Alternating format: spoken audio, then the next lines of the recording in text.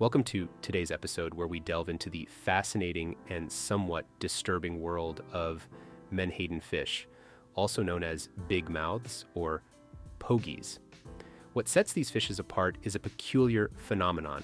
Their tongues are often replaced by a parasitic bug known as the tongue-eating louse, an isopod that enters the fish's mouth, consumes the tongue, and then takes its place. This purely parasitic relationship offers no benefit to the fish, as the louse feeds on the food the fish captures. This bizarre natural occurrence serves as a striking metaphor for the dynamics of narcissistic abuse, which we'll explore in detail today. Our focus is on how narcissists, much like the tongue-eating louse, replace your voice with their own. They insert what's termed a narcissistic interject into your psyche, leading to a disconnection from your authentic self. The primary aim of a narcissist in any relationship is control. Control over your life, thoughts, emotions, perceptions, understanding, and belief systems. By gaining control over your psyche, they turn you against yourself and extract what they need from you. Narcissists use a technique I like to call pseudologic or hyper-rationalization, and they subtly abuse you and, when confronted, make you feel like you're the unreasonable one, denying or distorting the reality of the situation. This is classic gaslighting. Each successful act of gaslighting hijacks a part of your psyche, slowly replacing your voice with theirs. They use false equivalences and manipulation to convince you of a skewed reality, often leading to guilt and self-doubt. In delving deeper into the complex alterations induced by narcissistic abuse, we must first examine the cognitive transformation that takes place. This cognitive alteration is not merely a shift in casual thinking, it's a profound reprogramming of the victim's mental framework. The victim's thoughts begin to mirror the narcissist's perspective, often against their own better judgment. It's a process subtly reinforced over time, where the victim starts rationalizing and excusing the narcissist's behavior. No matter how irrational or harmful it may be, this shift is deeply rooted in cognitive dissonance, a psychological phenomenon where conflicting beliefs, ideas, or values lead to mental discomfort. In trying to alleviate this discomfort, the victim inadvertently aligns their thoughts more closely with the abuser, creating a distorted sense of reality. The second major alteration occurs on an emotional level. This emotional shift is not just a fleeting change in mood, but a profound transformation in the victim's emotional landscape. The victim begins to empathize with the narcissist, often justifying their actions and perceiving them as misunderstood rather than manipulative. This phenomenon aligns with Stockholm Syndrome, where hostages develop a psychological alliance with their captors as a survival strategy. In the context of narcissistic abuse, the victim's emotional attachment becomes a complex interplay of fear, obligation, and misplaced affection, further entangling them in the abusive dynamic. Finally, the alteration in personality represents a significant and often the most visible change. The victim, once vibrant and assertive, may become withdrawn and passive. Their once clear voice becomes silent, replaced by a pervasive sense of anxiety and self-doubt.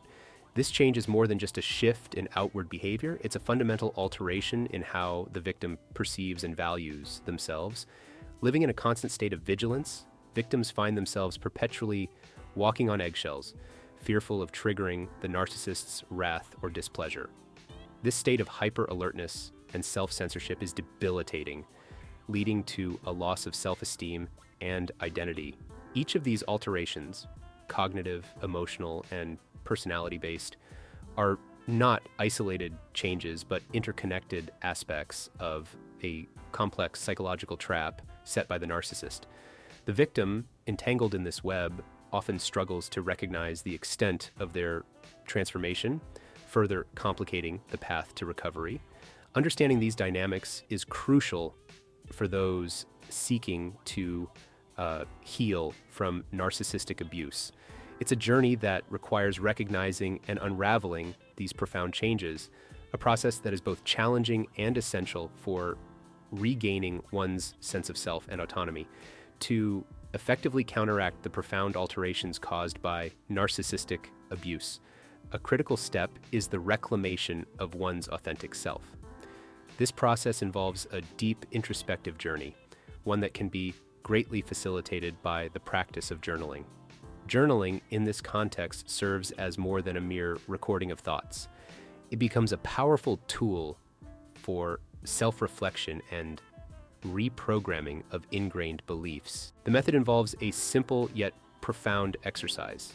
Start by drawing a vertical line down the middle of a page to create two columns. In the first column, under a heading such as Before the Narcissist, write down attributes, beliefs, and feelings that you identified with prior to the relationship. This could include your passions, your core values, your strengths, and how you generally viewed yourself and the world around you. The aim is to capture the essence of your true self before it was overshadowed by the narcissist's influence. In the second column, titled Current Beliefs, list down how you perceive yourself now. This should include any negative or altered beliefs about your identity, capabilities, and worth that have been instilled or magnified by the narcissist. It's essential to approach this with honesty and openness, recognizing that these beliefs may not be a true reflection of who you are, but rather a manifestation of the narcissistic manipulation. The next step is critical. Challenge these current beliefs. Ask yourself, do these beliefs genuinely reflect who I am, or are they the result of the narcissist's manipulation? This questioning is crucial as it initiates the process of differentiating your authentic self from the false narrative imposed by the abuser. Following this, on a new page, write down the direct opposites of these negative beliefs. For instance, if you've noted that you currently see yourself as overly sensitive or unworthy, counter these with affirmations of your emotional strength and inherent worth.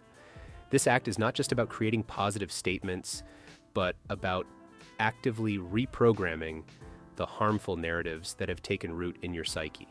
This exercise serves as a form of cognitive restructuring, a psychological technique used to identify and challenge irrational or maladaptive thoughts.